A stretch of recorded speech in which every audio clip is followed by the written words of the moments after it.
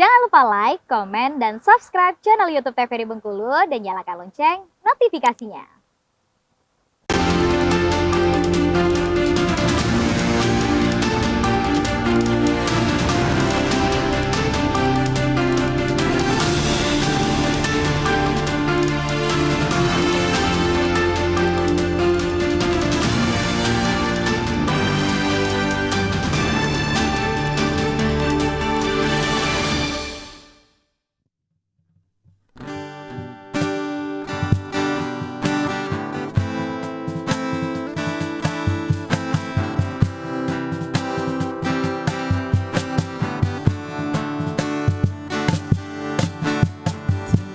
Tersadarku dari kilafku,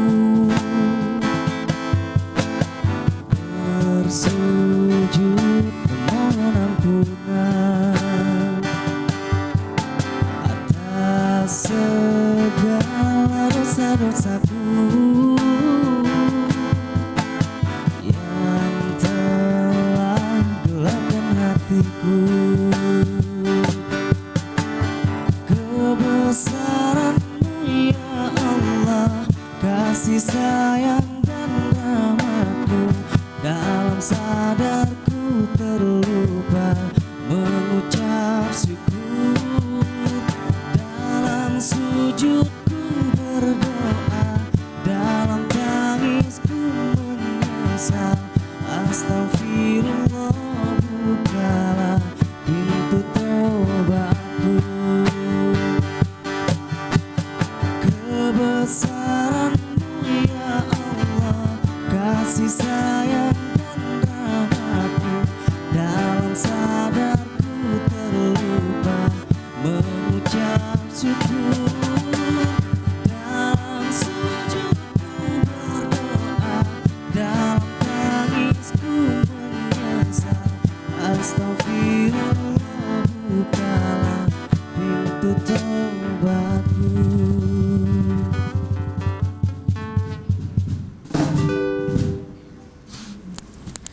Terima kasih kepada Bengkulu Project telah membawakan lagunya untuk kita semua. Baiklah pemirsa, selamat sore. Apa kabar Anda? Semoga selalu sehat dan dapat melaksanakan kegiatan sebagaimana mestinya. Hari ini kembali bertemu dengan saya, Syifa Firdana Nabila di Berendo, TVRI Bengkulu. Pemirsa, Bulan Dana merupakan gerakan yang dilakukan oleh Palang Merah Indonesia untuk mengumpulkan dana yang tentunya untuk berbagai aktivitas, tentunya kegiatan kemanusiaan. Hari ini kita akan membahas mengenai Bulan Dana Kemanusiaan. Kita sudah ditemani dengan narasumber kita pada sore hari ini, yakni Bapak Dr. Andes Hairil Anwar MSI, merupakan Dewan Kehormatan PMI Kota Bengkulu. Selamat sore Bapak. Selamat sore, Assalamualaikum pemirsa TVRI Bengkulu. Gimana kabarnya Pak? Alhamdulillah. Sehat ya Bapak? Sudah siap memberikan edukasi kepada masyarakat di rumah? Ya, siap. Siap. Baiklah, untuk narasumber kita kedua yakni perwakilan dari masyarakat, Bapak Muhammad Nur. Selamat sore Bapak. Sore. Sore. Siap ya Bapak untuk memberikan pengalamannya khususnya untuk masyarakat di Kota Bengkulu. Siap. Baiklah, langsung saja kita mulai diskusi kita pada sore hari ini. Saya ke Bapak Hairil dulu ya Pak ya. Mungkin Bapak bisa menjelaskan secara umum terlebih dahulu nih Pak, agar orang-orang di rumah dan masyarakat di rumah secara awam nih bisa mengerti apa sih sebenarnya PMI itu Pak. Ya. Jadi Palang Merah Indonesia ini adalah salah satu, bahkan satu-satunya ya, organisasi yang bergerak di bidang kemanusiaan yang dibentuk oleh pemerintah. Jadi ini pemerintah yang membentuk melalui Undang-Undang Nomor 1 Tahun 2018 tentang Kepalmerahan. Dan pembentukan di Indonesia juga ini tidak terlepas dari Konvensi Jenewa. Ya, artinya memang seluruh dunia juga memang diperintahkan untuk bisa membentuk organisasi Palang Merah yang ada di negara masing-masing. Nah, Indonesia mendirikan Palang Merah, kemudian juga melalui Undang-Undang Nomor 1 Tahun 2018. Nah, kemudian memang tadi PMI ini adalah organisasi yang bergerak di bidang kemanusiaan, bahkan satu-satunya tadi, yang tugasnya memang sangat banyak ya. Selain memang kenapa merupakan ratifikasi dari Konvensi Jenewa, karena pada saat itu kan terjadi konflik bersenjata. Nah, ini banyak korban nih. Iya. Nah, makanya turunlah dibentuklah Palang Merah, organisasi Palang Merahan. Tetapi dalam perkembangannya tidak hanya bertugas menangani konflik korban konflik bersenjata, tetapi juga bisa membantu penanganan korban bencana, kemudian ada terjadi musibah, termasuk juga konflik yang bukan konflik bersenjata. Nah, termasuk juga bertugas yang paling penting adalah salah satunya melalui pelayanan darah kepada masyarakat. Donor darah ya, Pak, yang paling terkenal ya Pak, donor Betul. darah. Nah, baik. Selain memang ada pelayanan-pelayanan terkait dengan kesehatan dan juga sosial. Artinya memang organisasi kemanusiaan ini yang satu-satunya yang memang dibentuk oleh pemerintah, Iya. yang bergeraknya memang di bidang kemanusiaan dan sifatnya adalah sukarela. Sukarela ya Bapak. Nah, mungkin banyak sekali yang sudah ditolong oleh PMI ini Pak. Salah satunya yang sering sekali terjadi di Bengkulu akhir-akhir ini adalah banjir nih Pak. Apalagi musim hujan nih sekarang sering sekali terjadi banjir ya Pak ya. Nah, terkait dengan tema kita pada sore hari ini yaitu Bulan Dana Kemanusiaan. Sebenarnya Bulan Dana Kemanusiaan ini apa sih Pak maksudnya, dan tujuannya dibentuk diadakannya acara ini nih apa Pak? Ya, jadi tadi bahwa organisasi Palang Merah ini dibentuk oleh pemerintah. Nah, di dalam undang-undang itu diatur terkait dengan pendanaan atau pembiayaan organisasi Palang Merah. Organisasi Palang Merah ini adalah organisasi yang dibentuk oleh masyarakat ya, dan untuk masyarakat sendiri. Iya. Oleh karena itu, salah satu sumber pembiayaannya itu adalah juga dari masyarakat. Dari masyarakat. Nah, melalui masyarakat ini kan bisa sewaktu-waktu, tapi bisa juga kita koordinir. Iya. Nah, koordinir kita itu melalui penggalangan yang namanya penggalangan bulan dana. Bulan Dana Nah, tadi ya. memang untuk di Provinsi Bengkulu, kita pernah melakukan di tahun 2021. Walaupun sebenarnya dalam regulasinya boleh saja setiap tahun, karena memang diamanatkan dalam undang-undang itu. Tapi kita kasih jeda 1 tahun, artinya per 2 tahun kita laksanakan. Nah, sekali lagi bahwa PMI ini untuk menjalankan tugas-tugas kemanusiaan yang tadi nggak bisa berdiri sendiri. Iya, tentunya butuh Betul anggaran sekali, juga ya butuh Pak ya. Anggaran tentunya, yang kita bisa memberikan pelayanan darah, kemudian bisa memberikan bantuan penanganan korban bencana, musibah, ya kan, pembentukan relawan, karena kita banyak sekali relawan. Dan SOP kita di Palang Merah ketika terjadi bencana, kita harus datang lebih dahulu untuk bisa membantu penanganan, dan kita pulang juga terakhir. Iya. Dan itu secara otomatis nggak ada yang menggerakkan. Jadi begitu ada bencana kita langsung turun. Nah, ini semuanya butuh sekali pendanaan. Memang diatur juga dalam undang-undang itu bahwa pendanaan Palang Merah itu juga bisa berasal dari pemerintah. Tapi kita tahu sendirilah keterbatasan anggaran pemerintah juga kan banyak juga yang harus dianggarkan. Oleh karena itu ya kita berusaha untuk menggerakkan hati masyarakat, kita berusaha untuk menggerakkan partisipasi masyarakat melalui penggalangan bulan dana ini. Dan intinya adalah bahwa dana ini yang kita dapatkan dari masyarakat ini akan semuanya akan kembali ke masyarakat. Itu pasti. Baik, jadi masyarakat ini nggak perlu khawatir ya Bapak. Kalau misalnya udah menyumbangkan dalam bentuk materi, itu nggak perlu khawatir lagi bahwa itu akan kembali lagi nih secara nggak langsung kepada masyarakat dan untuk program-program kemanusiaan lainnya. Melalui berbagai bentuk tadi. Iya. Dari bencana juga Pak, dari konflik dan juga ke perseorangan juga bisa ya Bapak. Nah, mungkin saya beralih dulu kepada Bapak Muhammad Nur ya Pak. Nah, mungkin pengalaman Bapak terkait dengan berhubungan dengan PMI ini sudah sangat banyak ya Bapak. Nah, dari Bapak sendiri apa sih manfaat PMI bagi Bapak sebagai seorang perwakilan masyarakat?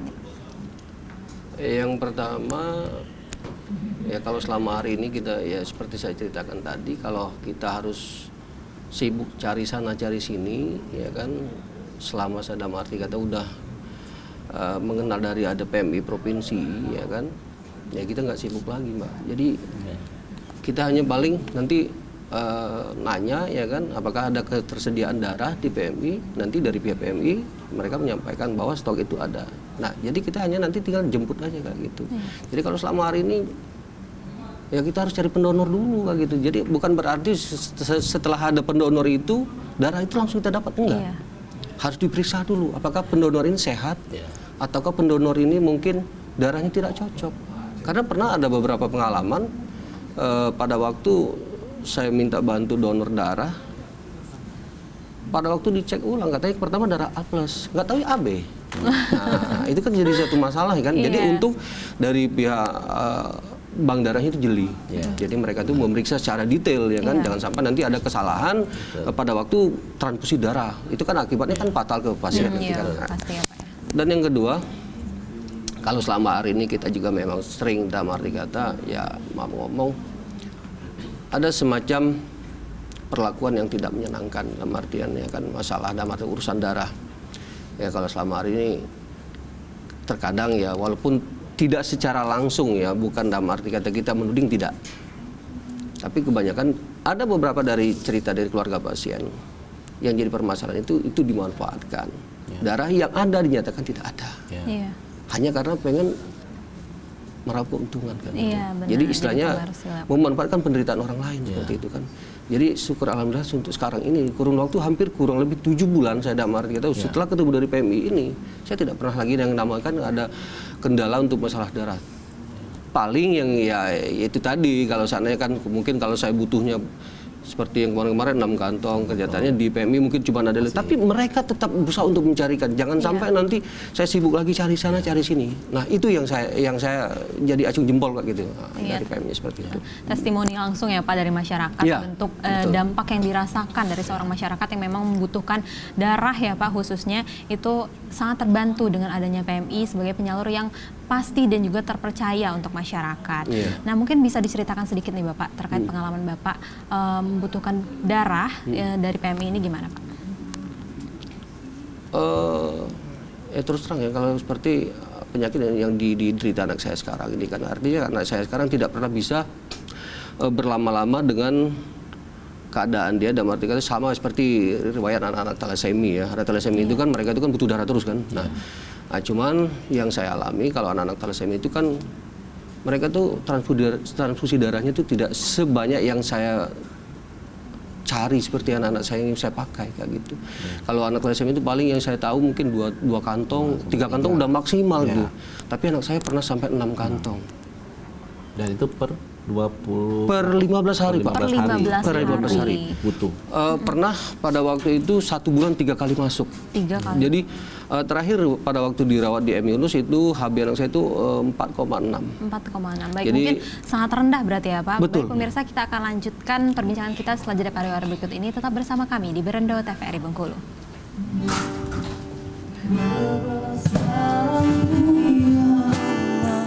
Kasih sayang